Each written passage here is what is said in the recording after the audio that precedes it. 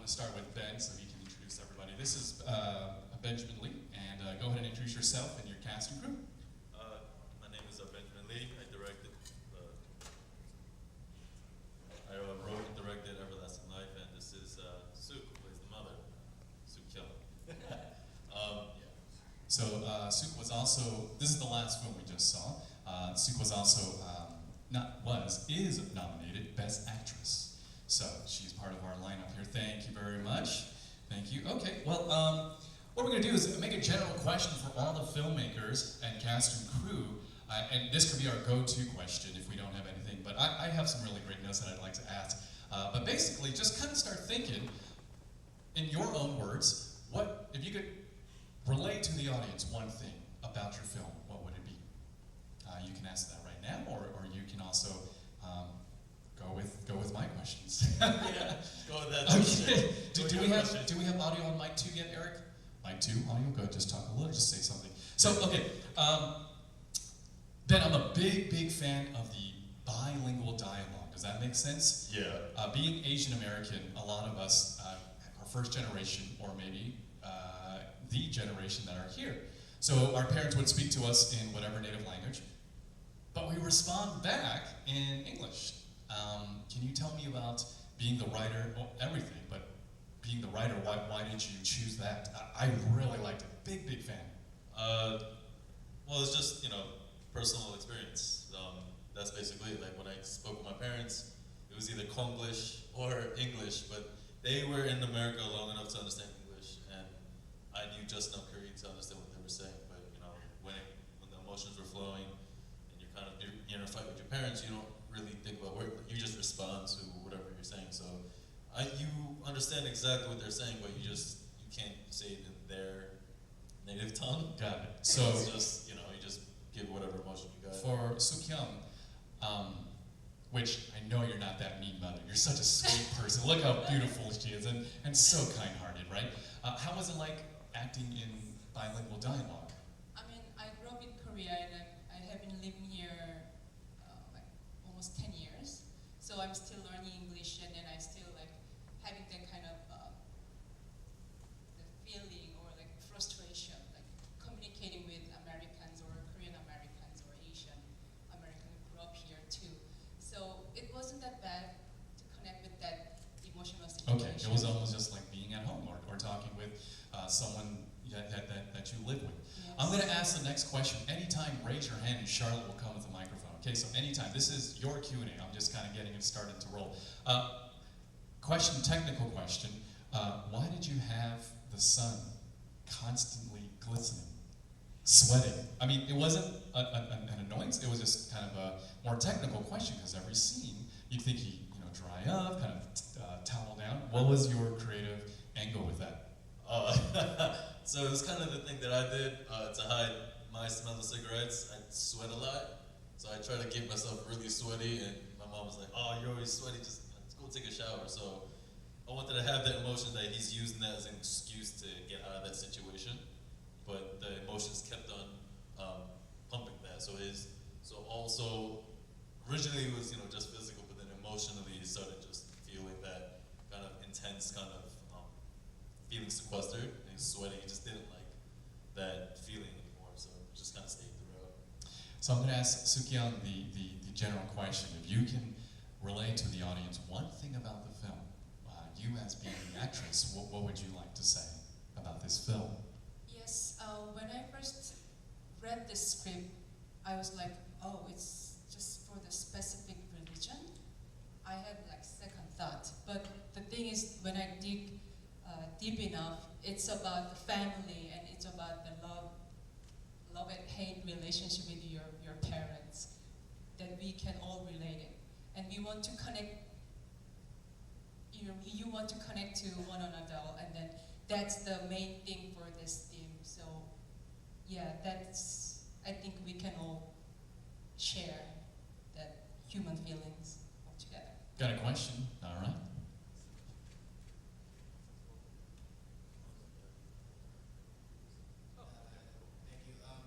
Oh, mic 3, hold on, Kenny, 1 second. Mic 3 audio, please. Check. A little louder, Charlotte. Check. Good. Okay, Kenny, go ahead.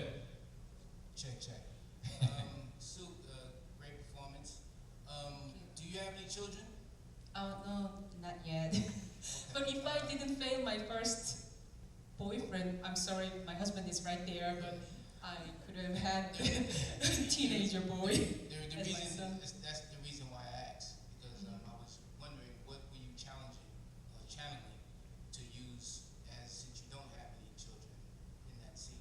Yes, it's coming from my background, actually, my training as well. I studied at the Actors Studio Drama School, and then the method acting, or just in general, training that I got from my school helped me a lot. And then I substitute that, instead of real son, I just got something from my own personal experience. Sure. Go ahead.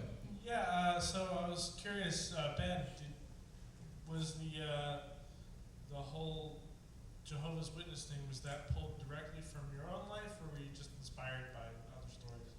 Yeah, it's loosely based off the night I got kicked out of the Jehovah's Witnesses when I was about 16. So, For smoking? among other things, yeah. Okay. Yeah, it was just it was a time where I just didn't feel like I was a person anymore. It was more of I was becoming what my mother was kind of making me, and I wanted to be a little bit more independent. So that night was just a culmination of just all the fights that we had and all the things. So I mean, it never really got that bad. This was like the dream argument. I wish I would have said to my mother, but if I said that, it would have like broken her heart in real life. She would be like, "Oh, like come on, dude." It was painful to watch. Yeah, it was a little rough. Yeah. So it was, a personal experience, but a little embellished in that sense. That brings up a good question. Just kind of culminates religion with culture. Are you an Asian American?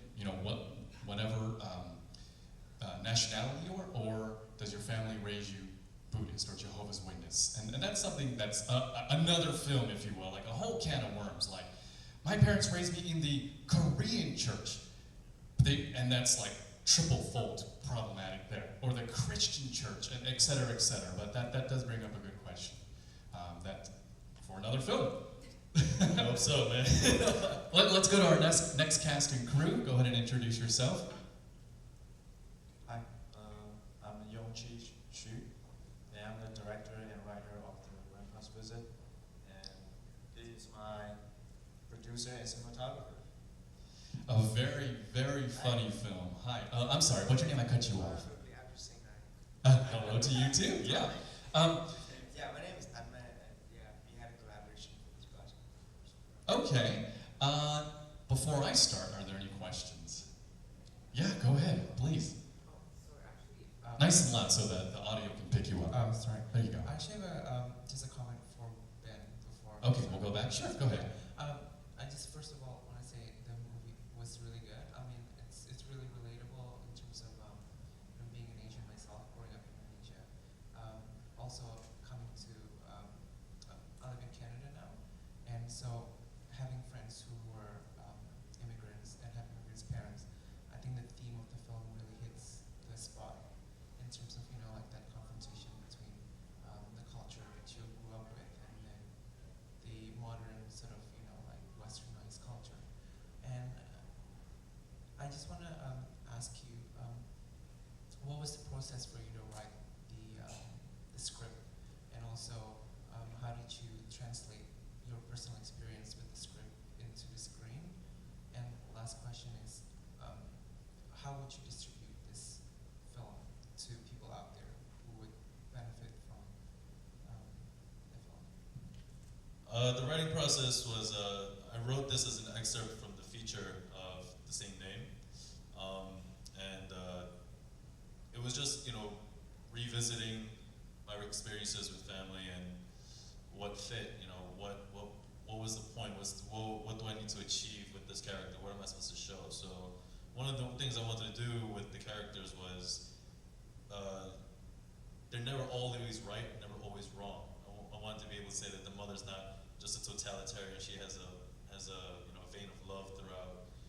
And Dan is not, he's arrogant, you think he's a kid, he's messed up, but he says all these really messed up things, and he has actually like spite in his, in his words, his venom that he's spitting out. So there's never really a good or bad. It's really up to you. It's purely subjective. I want to give a character good and bad, characteristics, because then, it's up to you. Film is purely subjective for me. It's how I feel about this character is based on my personal experience. If I make someone totally good, then they're not really a real person. They have flaws in them. So to bring that and to be able to flip that off with each other was interesting process. It was a lot of rewrites, a lot of rewrites, but it was more of just make sure the flow is there. Make sure that the conflict constantly grows, and whatever's in between, make sure that it comes across that is what you want from them. That's what they're trying to explain. And for me, the theme that how I explained this was just the generational gap. What your parents want for you and what you want for yourself, and whether you follow it or not. They have the best intentions for you, and you may be more hard-headed about it, but it's up to you. There's always going to be that conflict between your parents, what they want you to be and what you want. And thank you for your kind words. And speaking of generational gap, Yung-Chih, great generational gap, a very fun, endearing, huge generation gap. I mean, I think many of us can agree, being in the Asian culture is sometimes, it hurts either way to lose someone, or maybe it's more fun to get along with the grandparent than it is for the parents. So I really appreciated that the fun generational and cultural gap. Please feel free to ask questions, anybody. I'm gonna ask, you had a great punchline in the, it was very whimsical at the same time, but I don't want to compare to Wayne's World, but it was kind of that silly, over-the-top comedy. Folks, do we have any questions? Yeah, Charlotte, go ahead. In regards to the main actor, I believe was he half Asian? Is that correct? For your main character, the teenager, was he half? Well, was that a deliberate choice of getting somebody who was half Asian over somebody maybe full Asian, just to make a connection of what it is modern day to be to have multiple backgrounds in your life versus maybe generations of a full Asian, if you will. But I was just wondering if that was a deliberate choice for you. It's actually not a deliberate choice. I just casting him, and I found he's good. And that's option. So that's why I picked him. Perfect. Thank you. And I also, because once I picked him, I also kind of think about what you said. So I feel like, you will add something more about this story. So, and that's a great choice. Thank you. Any questions for the producer? Okay. All right. Let's give him a big hand, everybody. Go ahead. And here we have next is family. You can introduce yourself and who you're with. Hi, my name is Mabel. As Stephen mentioned, I'm here representing the short family. It was the second one that was screened. I didn't play a critical part in it, but I met the writer/director a couple years ago at Asians on Film Festival. He actually won Best Actor that year, and then we just became friends. He couldn't make it today because he lives overseas. I believe he lives in Germany. But yes, so I'm here to just answer questions. I'll do my best that I can. But I gave him input on his English subtitles since English isn't his first language. So that's on my part. And I'm not Korean. I'm Chinese American, so it was kind of interesting even for me to learn about the Korean culture through my involvement in this project. Question in the back. Nice and loud, Kenny, so the audio can pick you up. That's the family project. I really enjoyed it. I just had a comment. There with the actor, our elderly gentleman, he had some very good transitions, which I really enjoyed from the beginning of the film, when he was very down, and his enlightening to me was a little fulfilling as he started realizing he may possibly see a relative as long as his brother. I think that transition he went through, I think, was very good. So please let the director know that. Yeah, I'll make a note of that. the main actor who played the Korean grandpa, he's a really well-known actors like back in 80s, yeah, 80s or 90s. So glad to see him back on the screen. If I see him. Yeah, a very good actor. I liked how within the first 5 minutes, it was great storytelling. It was no dialogue, it was just all audio, and you have this utility van pull up in the snow, and what really set the tone, commenting Kenny about how well the actor was, as well as Suk-young, is his labored breathing. All we saw was him blown up with the sun, and they walk up to the room, and for the first 5 minutes, it's just him taking off his clothes, setting up for dinner, but all we hear is his labored breathing. And I think the whole film obviously portray the relationship that they both had, but just something you can let him know, the director, that the labored breathing, in my opinion, really helped as well. Again, great actor, and yes, he was a big actor in the Korean industry. So, any other questions? I also liked when they were at the dining table, the consistent over the shoulder camera angle that was being used multiple times. Even at the end of the film when he was leaving, it still kept it firm as if that was most of the film shot in that angle. So you can let him know too.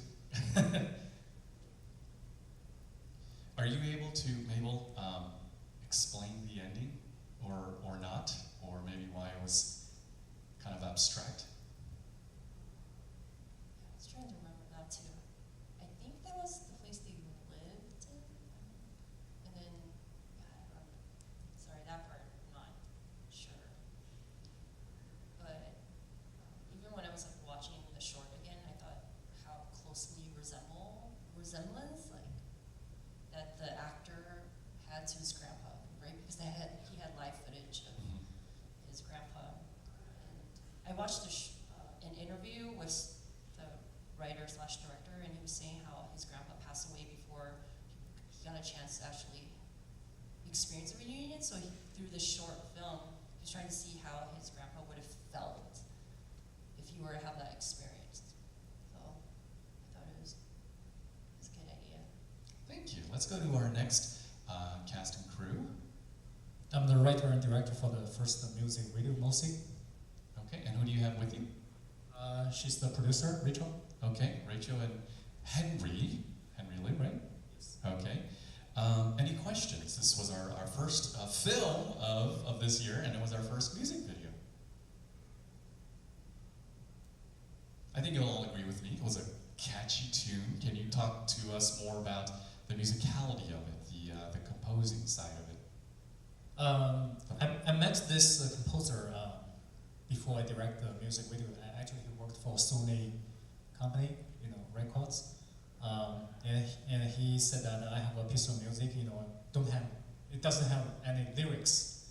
I'm interested in directing the music video for that. And I checked the music, and I think this is very sacred, the rhythm, I like that. But I want to direct something like bizarre, like not normal day life, So we keep an idea about the angel, the angel hunter, Where did you shoot? What location? Actually, we shoot on a roof of a studio. Rachel? We shoot at Studio 60. They have a roof stage, and then we shoot there for about 8 hours. And then the inside is at around Malibu. Oh, not at Malibu. It's Beverly Hill, and then we rented a house in there and shoot the interior scene. So this is 2 locations we shoot. And bizarre is not used as a offensive word. It was a bizarre set, and you did definitely portray a very bizarre message. And did you get a chance to meet the singer of the? She's not a singer. She's not. Yeah, she's just an actress. Yeah. Oh, okay. Yes. No, the one singing on the track. Actually, that song is generated by computer. Oh, okay. Yeah. Pretty realistic, right? Yeah, because that was what was catchy about it, just the constant falsetto. But Yes. I mean, music composition is a big feat in itself. Any questions? Yes, Kenny. Let's try Kenny again. Question, when you originally thought of the script and idea, was it originally a music video, or was it originally maybe something abstract? I'm just curious. So when we listen to the music, we just start from scratch.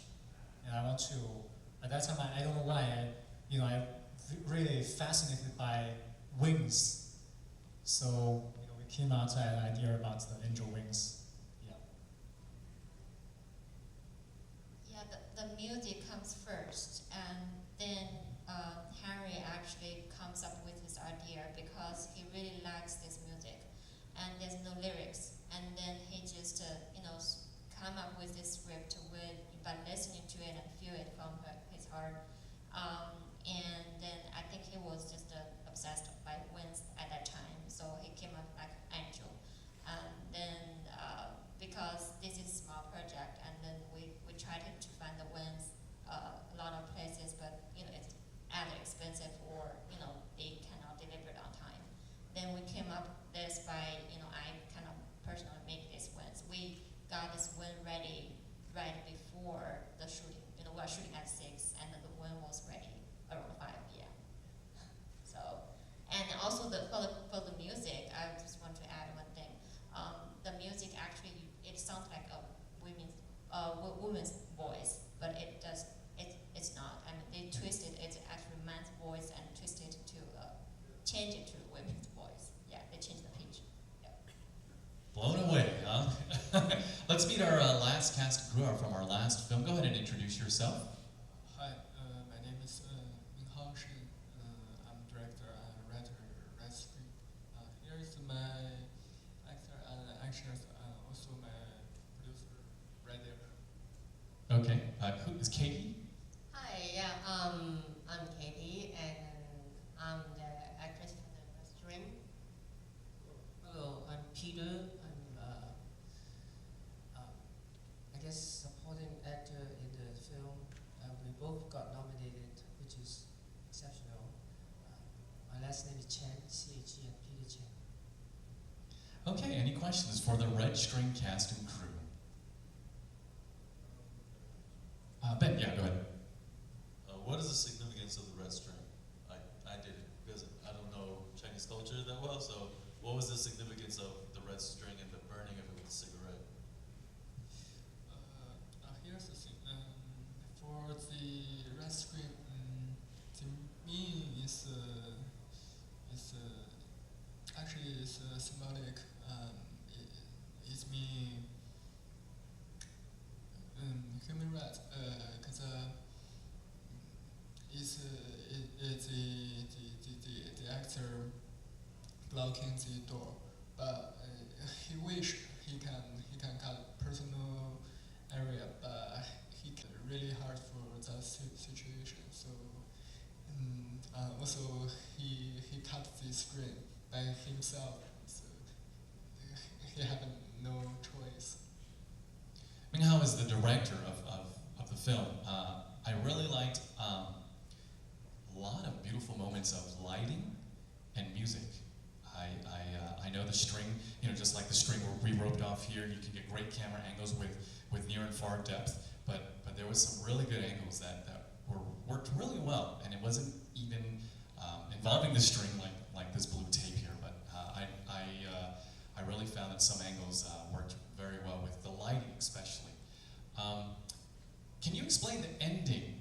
So she's cutting vegetables, remember? Okay, at the end, after they fought. And he gave you a dirty look, and then it went to credits. Like, what happened? What was that? So the red string, usually in the Chinese culture, red is a symbolic for something good.